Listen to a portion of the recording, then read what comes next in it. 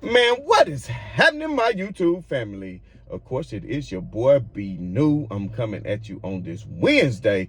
And first and foremost, as always, want to send out positive vibrations and blessings to anybody who could be listening. Now, with all that being said, we all know that the season tipped off on yesterday with the first game of the NBA season, featuring none other than the Los Angeles Lakers versus the defending champion Denver Nuggets. As we all know, this was a rematch of the Western Conference Finals from last year, and it was a lot to do about nothing when it comes to the Los Angeles Lakers. We're going to get into a whole lot of topics here in just a minute that I would like to touch on, but first and foremost, the one thing I want to get on is laugh now, cry later. The Nuggets have one banner hanging, and now they feel like they can talk a lot of ish. And the fans was doing that "Who is your daddy" last night that they got from Mike Malone. And you saw Jamal Murray saying, you started this, coach, and laughing and all that. So you see all of that, but you didn't see pregame where LeBron James went up to Jamal Murray's nephew and dapped him up and gave him love. And he was excited to see none other than Go James. And after that, he showed Jamal Murray some love as well. So at the end of the day, man, it's still camaraderie, but there still is a competition that exists amongst these players. And LeBron James' quest to be the greatest is what he wants to be considered as far as his legacy. And the Lakers want to contend for a championship. And a lot of people think, oh, the Lakers lost last night. They think it's a big deal, but LeBron James and the Lakers, since LeBron has been there, hasn't won an opening night game of the regular season.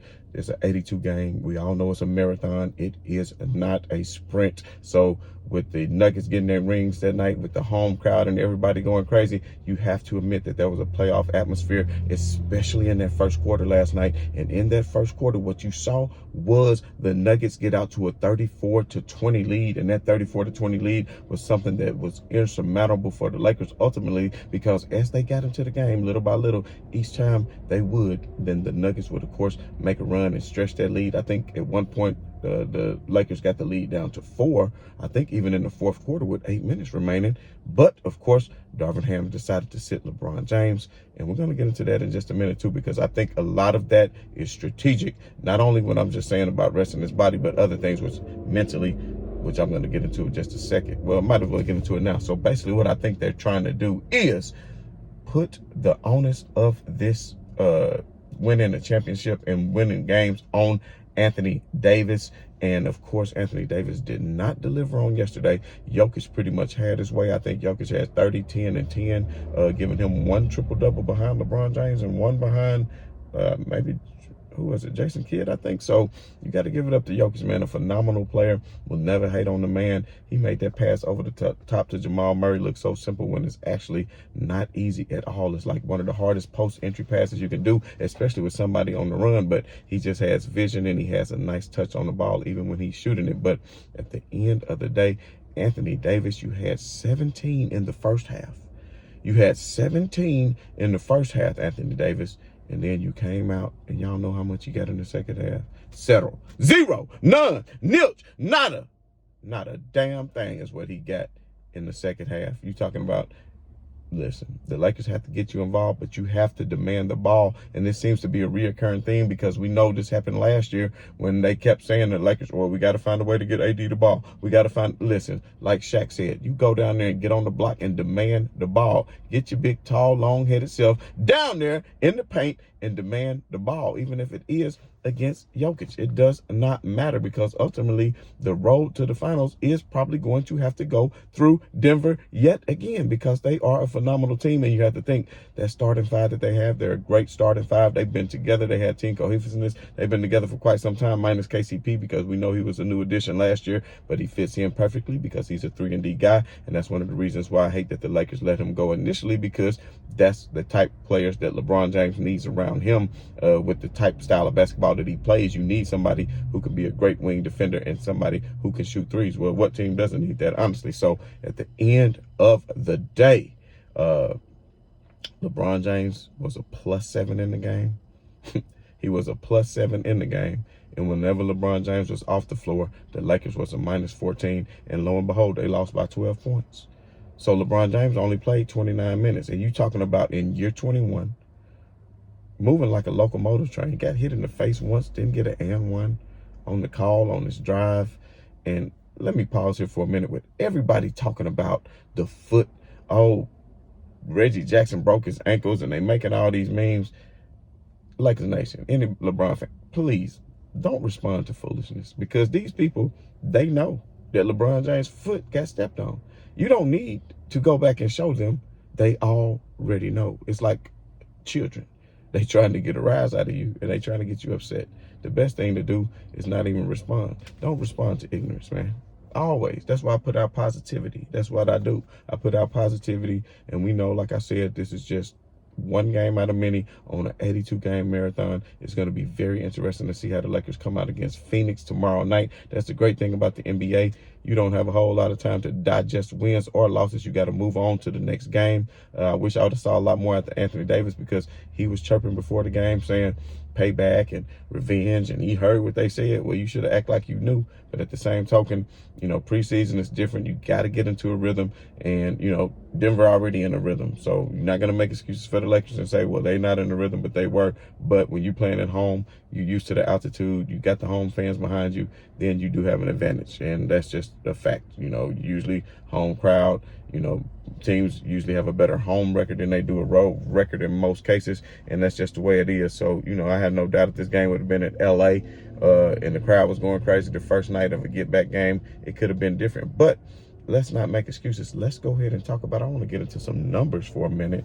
And these numbers, man, I'm telling you what, if you look at the Lakers overall, you had Anthony Davis. How many Lakers shot in the 30% last night, which is terrible? Anthony Davis, he had 17 points, 8 rebounds, 4 assists.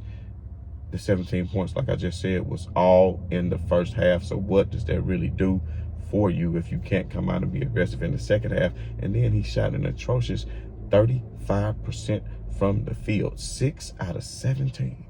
And a lot of these shots was crib shots, like shots he could have easily made, but he just blew it. And that's going to happen sometime. But ultimately, he was a minus 17 on the floor.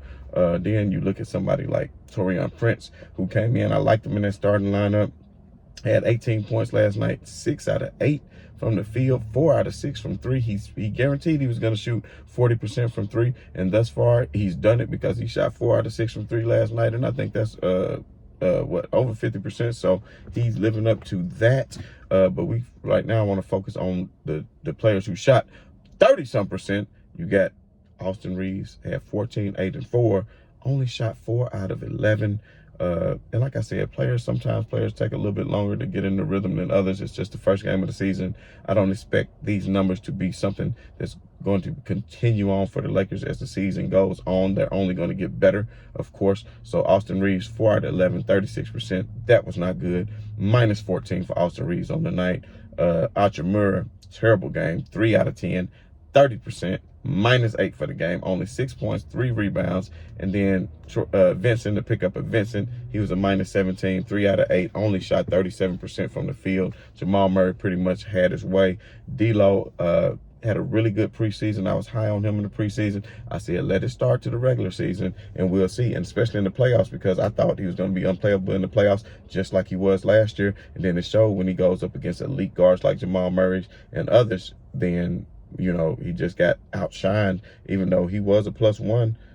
And he did shoot 40% from 3. He was 2 out of 5 from 3, which is not bad. That's 40%, 11 points, 4 rebounds, 7 assists, which is not bad. I would like to see him score better, but he was another Laker who shot 30% last night. He was, 4 out of 12 for 33%. So you talking about AD, 35%, Austin Reeves, 36%, D'Lo, 35%, Hachimura, 30%, and Vincent, 37%. That's 5 players that shot in the 30s, which is not good. I would like to see Reddish get more Hachimura minutes last night. The way he was playing, I think he played pretty good. I mean, you don't want to get away from a player this early on in the season, but, ultimately you're trying to win games, and it seemed like he had it. Reddish and Wood actually both played pretty good. Reddish had 17 minutes. Wood had 15 minutes. Both of them was a +7.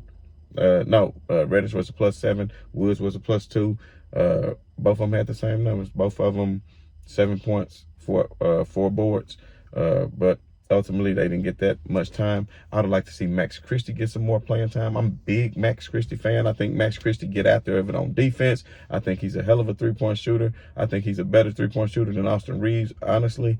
I think that if given more playing time, he would only get better, especially in this system. I think he went on and put some bulk onto his body over the summer. You can tell he worked out a little bit, and I think he trying to get more of an NBA body so he can keep up with the regular season, because there's going to be injuries, and Max Christie is going to get a chance to step in. But I don't want to see him in just simply garbage time like last night. I would like to see him get some meaningful minutes, because I think he could have chased KCP around a little bit. I think Max Christie can get after KCP a little bit and force KCP to play some defense, because Max Christie, he can get around some screens and get up some shots pretty quickly too. So that's something else. And then let's not forget the Lakers were missing one of their key players who more than likely may be a starter over Taurean Prince. We still don't know that for sure yet.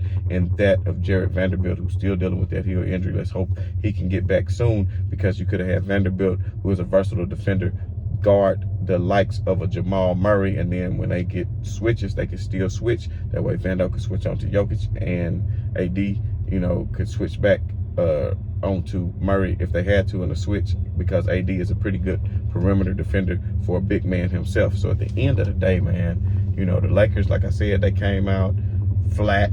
The Nuggets, of course, came out, and if you look at the first quarter, it was 34-20. Well, the second quarter, the Lakers outscored the Nuggets 34-29. They actually cut the lead, I want to say, to 8 or 9 at halftime. Looked like they was going to go on a run. Austin Reeves comes out, steals the ball on the first play of the second half, go down there, and they cut it to 7, I think. And, you know, they outscored them in the third quarter, 26-24. So you're talking about they outscored them 2 out of the 4 quarters. Unfortunately, that first quarter was just too much. And then, of course, Denver outscored them by 5 in the fourth quarter because of LeBron James going to the bench. So now, time for me to talk about the LeBron James in these minutes, because, you know, I think that they're going to start playing these minutes like that, because ultimately that's smart, and you don't want to put a lot of wear and tear on his body, because you want to be able to have him healthy going down the stretch into the playoffs.